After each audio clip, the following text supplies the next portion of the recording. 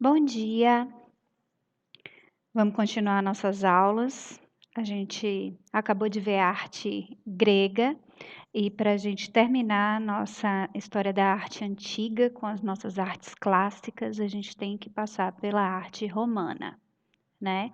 A Roma antiga, ela teve seu período de destaque entre os séculos 8 antes de Cristo até mais ou menos ali 4 depois de Cristo. Certo?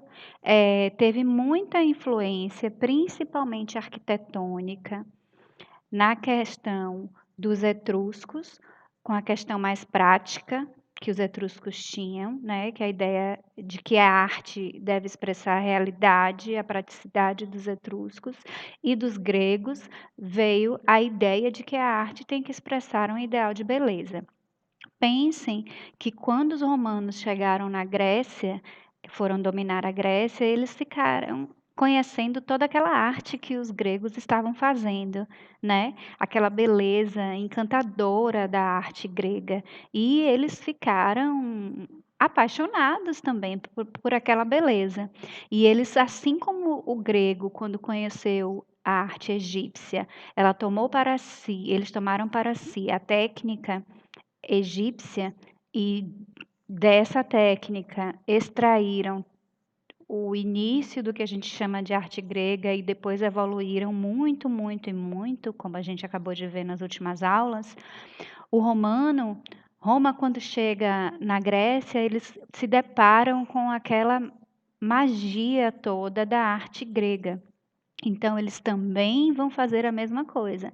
Eles já são um império gigantesco, né? Já dominaram boa parte ali ao entorno deles.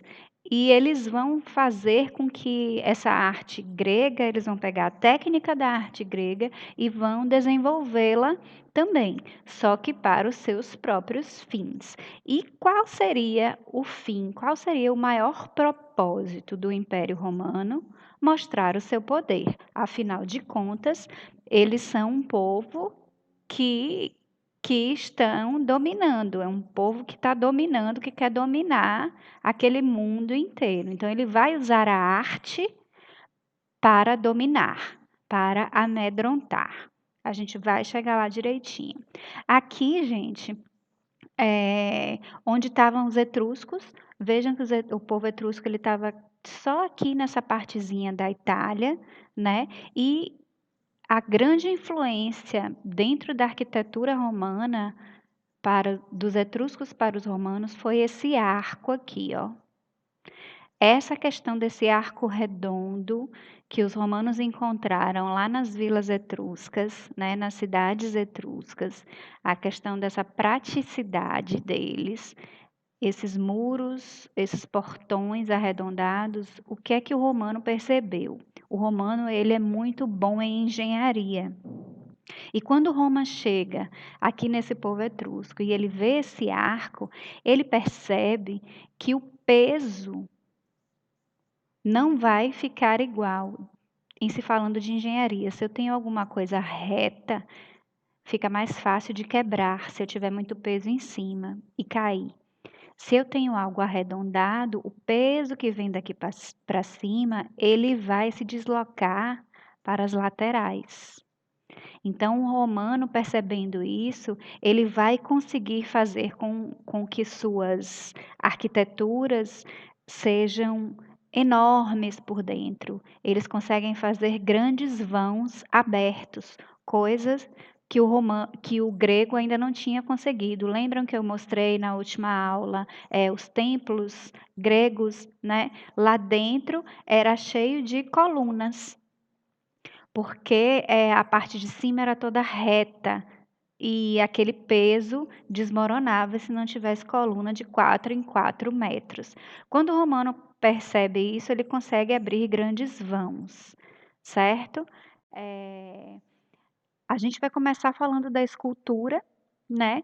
Em que sempre a política vai prevalecer. A gente não pode esquecer nunca que o objetivo da arte romana é mostrar o poder, dos imperadores, dos líderes militares, dos seus políticos, né. Então essa arquitetura e essa escultura que eles vão fazer, ela vai ser toda voltada pra praticidade, né. Eu vou ter coisas belíssimas, mas o objetivo não é apenas ter o belo. Vai ser belo porque vai chamar a atenção da minha população. Ótimo que chame a atenção da população, mas o meu objetivo principal é mostrar o meu poder.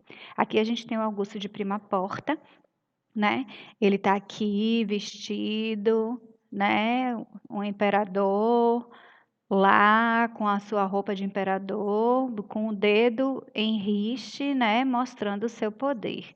É interessante que as formas, as pessoas, elas vão ter fácil identificação. Eles realmente vão fazer bem reais aquelas pessoas que viveram naquela época. Então, quando, o povo se deparava com essas esculturas, ele já sabia quem era, não precisava nem ter o nome, já sabia que era o imperador ali, por exemplo, e ele não ia estar nunca numa pose de oba-oba, festejante, não, imagina, de forma alguma. A gente está falando aqui do Império Romano, a gente não está mais na Grécia, onde a gente tinha aquelas esculturas, às vezes só sensuais e etc. Não. Aqui o objetivo vai ser mostrar o poder de Roma, né? Eles foram extremamente inteligentes com isso. Aqui, gente, é só para a gente ter uma noção de como eles encaravam a questão da proporção, certo? Desde a Grécia Antiga, eles consideravam que a proporção ideal do homem seria a altura de 7 cabeças dele próprio. Então, eu pego uma cabeça, coloco a altura de 7 cabeças, esse seria o meu corpo ideal. Essa idealização só vai mudar lá no Renascimento cultural, né, século XV, com Leonardo da Vinci, quando ele vai vir com aquele homem vitruviano que todo mundo conhece. Certo? Aqui eu queria mostrar para vocês a coluna de Trajano. Essa coluna é uma escultura incrível, que a gente vai chamar de relevo narrativo. A gente tem outras colunas também feitas pelo Império Romano, mas essa é uma das que chamam mais atenção. E eu queria que vocês observassem que ela é toda escultórica, estão vendo?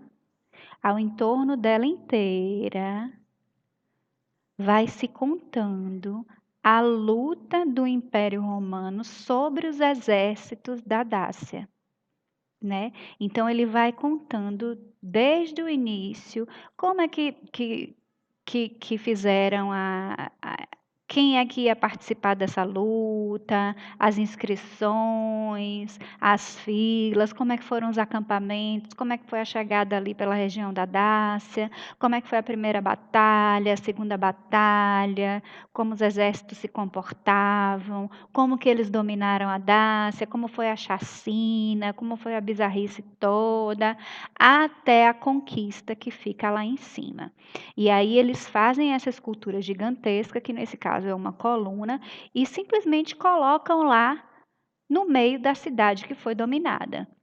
Quer dizer, é de uma beleza incrível, porque imagina que cada volta dessa que vocês estão vendo tem esculturas desse nível aqui, né? São perfeitas, são incríveis. Imagine o trabalho de você fazer uma coluna desse tamanho, com esculturas contando toda a guerra. Mas eles usavam isso para poder, né? Vai estar ali o tempo inteiro para aquela população nunca se esquecer do que aconteceu, daquela tragédia toda que foi, né? E continuar ali submissa àquele Império Romano.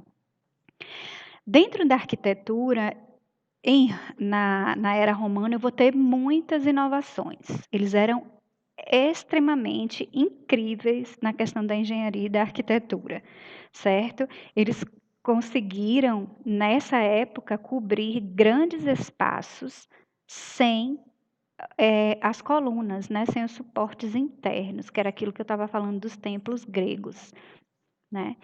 E o que é que quais são as características principais? A busca do útil imediato, quer dizer, da praticidade, né? Porque é o senso de realismo o tempo inteiro.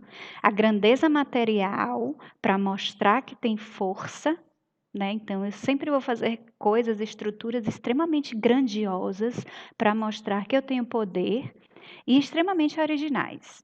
Eles vão mudar a questão do urbanismo, de vias de comunicação, eles vão criar os aquedutos com água, né? Vão trazer água para a cidade. Pensa que até então as cidades não tinham água, as pessoas tinham que buscar água fora.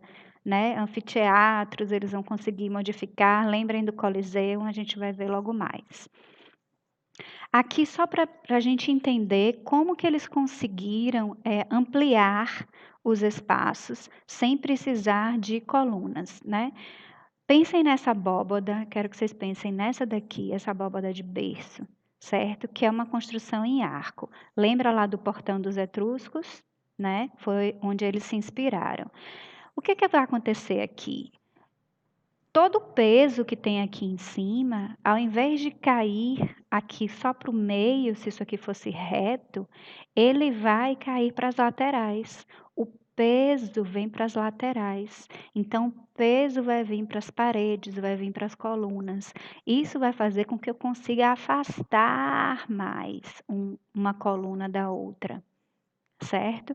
E é aí que eles vão começar a cruzar essas abóbadas e dessa forma conseguir ampliar os espaços internos aqui dentro, certo? Vocês vão conseguir enxergar isso bem melhor com o andar da aula. Aqui é essa diferença aqui que eu preciso que vocês enxerguem. Templo grego, lembra que a gente viu? Então, lá dentro a gente sabe que ele não aguentava esse peso do telhado e ele precisava de muitas colunas, muitas estruturas aqui por dentro. Com a utilização, né, desses arcos redondos, eles vão conseguir cruzar esses arcos, como a gente viu aqui nessa abóbada de cruzeta. Eles cruzam esses arcos e eles vão criar as abóbadas. Essas abóbadas vão me permitir com que o peso que está lá em cima todo, elas venham diminuindo, né? Ele não vai ficar só em um ponto de cima para baixo, ele vai se estender por toda a construção, pelas laterais dessa construção e o peso vai ficar sobre toda essa parede. Então eu vou diminuir o peso que vem de lá de cima para baixo, né? Eu vou conseguir diminuir essa tensão e esse teto não vai quebrar. Dessa forma, eles vão conseguir fazer grandes espaços abertos. Olha o tamanho das pessoas aqui dentro do panteão, né, romano. Quer dizer, é um espaço gigantesco em que eu não preciso de estruturas para segurar. Aqui é o panteão por fora. É interessante porque em Roma eu continuo tendo, olha só, essa fachada aqui, ela é extremamente grega, não é? Olhem aqui os templos. É uma fachada extremamente grega, com colunas gregas. Aqui, nessa coluna, eu vou ter uma coluna. Lembram dos nomes? Dóricas, jônicas e coríntias. Sei que vocês não lembraram. Não, um ou outro deve ter lembrado. E essa daqui vai ser uma coríntia. Estão vendo aqui que eu tenho folhas, né? As lisas são as dóricas, aquelas que têm os arredondados para um lado e para o outro, lembrando a feminilidade, vão ser as jônicas, e essas daqui vão ser as coríntias, que é do período helenístico, que vai perdurar durante Roma. Não que não se use a dórica e a jônica também no período romano, mas eles vão utilizar mais as coríntias, certo?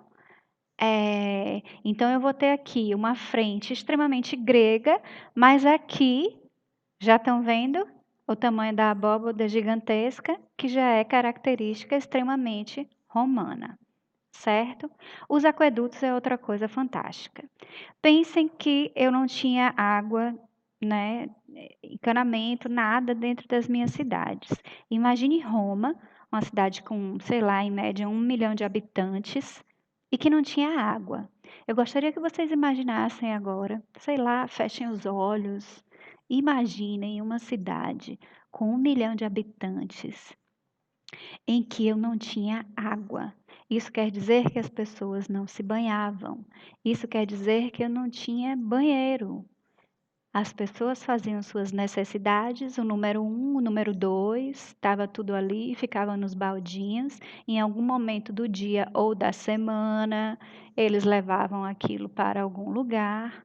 Mas eu também tinha ali a mistura dos cheiros de restos de comida que uma casa produz, né? Eu também tenho os cheiros da rua, quando a rua está suja, um cheiro de feira. Imagine como não era insalubre essa cidade sem água, sem a chegada da água, né? Porque as pessoas iam buscar água de balde, certo? Né? Então é muito pouca água, é muito pouco saneamento, é muita doença, é muito nojento mesmo. Pensem no cheirinho delicioso que essas pessoas tinham que viver, né? Não tem jeito. Então pensem que o Império Romano, eles conseguiram criar esses aquedutos que levavam água para a cidade. Quem não queria morar numa cidade com água, gente? Que não tinha, todo mundo, sonho de vida era morar numa cidade em que tinha água, né? Então eles conseguiram, pensa, trazer água de uma distância de 80 quilômetros. Imagine a engenharia para eles conseguirem fazer isso. A gente está vendo aqui um pedaço do aqueduto e a gente não enxerga um declive, mas é óbvio que eu tenho um certo grau de declive aqui para trazer, né, essa água, senão ela vai ficar parada. A água ela vem aqui por cima, ó, daqui a pouco eu vou mostrar um vídeo, vocês vão enxergar, né? Uma delas é o Coliseu, lá de Roma. Olha a data né, em que foi feito, entre 70 e 82 depois de Cristo, né? Vai ser o nosso anfiteatro romano, esse modelo que a gente vê até hoje, né, nos estádios de futebol. Eu queria que vocês lembrassem, voltassem um pouquinho e lembrassem dos anfiteatros gregos que eles criaram para os teatros, em que eles tinham que fazer nas encostas das montanhas, porque eles não tinham como levantar, né, sem cair. Mas como aqui em Roma eu já tinha esse concreto e essa estrutura de engenharia que eles conseguiram criar com esse para aguentar esse peso todo, e aqui eles conseguiram fazer essa maravilha, que é uma das grandes maravilhas do mundo, né? É um espaço central em forma de elipse, o auditório é cheio de arquibancadas, arquibancada, arquibancada, arquibancada, arquibancada. Essa parte aqui, ó, gente, hoje ela tá sem o chão. Pensem que isso aqui tinha uma estrutura em cima, depois vocês vão enxergar isso melhor. Mas aqui era o chão onde os gladiadores lutavam. E o que a gente está vendo aqui é abaixo de onde eles lutavam. Essa parte aqui, esses corredorzinhos onde eu estou passando o mouse, é onde a galera ficava lá embaixo antes de subir para as lutas, né?